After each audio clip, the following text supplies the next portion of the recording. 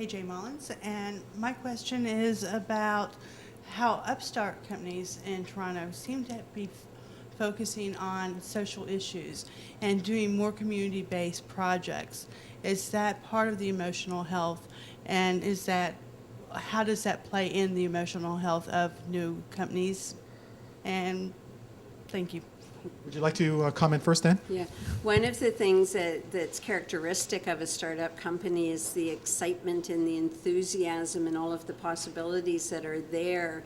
And so people in startups tend to be more engaged anyway, and they tend to form really tight relationships and social commitments to each other during the startup phase. In larger organizations, what we do is we would likely put in a quality of life survey, or, what are people doing together with each other, because we live a lot of our life in the workplace, and if there's no quality there and that's not being measured and people are not feeling good about themselves in the work environment, they're not going to produce as much. So the social intelligence and the social aspect in organizations, particularly with the new generations that are very connected to each other and have more of an expectation of that, it's very critical. Do you have any, or is there any stats out there which industries tend to trend higher in satisfaction amongst its employees?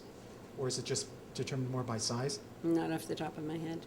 Yeah. I would say, as a general answer to that, it would be those leaders who are putting resources into making sure these things are happening in the workplace are going to have higher job satisfaction. Mm-hmm. Angela, did you have a comment? I mean, we're one of the top 100 employers in Canada, and you sort of go through the list. You're interested in what others are doing. They want to know what we're up to. Absolutely, they're all very heavily invested in employee engagement and learning and development and leadership development. These are things you have to do if you want to call yourself a top employer. And be able to compete with others for talent. Sean, any comments to the question? More to the comments than the comments. Focusing on people, putting people first is partially doing what is important to those people. So when we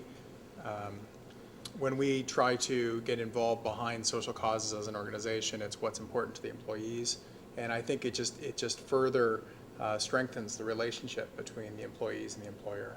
Okay. Can Julie, I add to that? Oh, sure. Just two points to touch on. Your issue about connecting in the workplace and having social connection.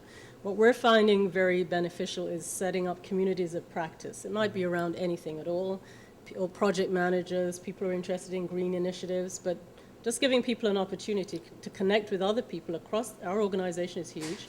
But connect with others who have an interest in a particular topic. And we have a lot of employee networks as well.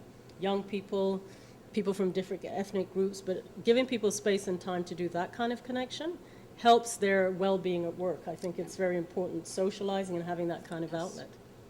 Oh, okay, we're going to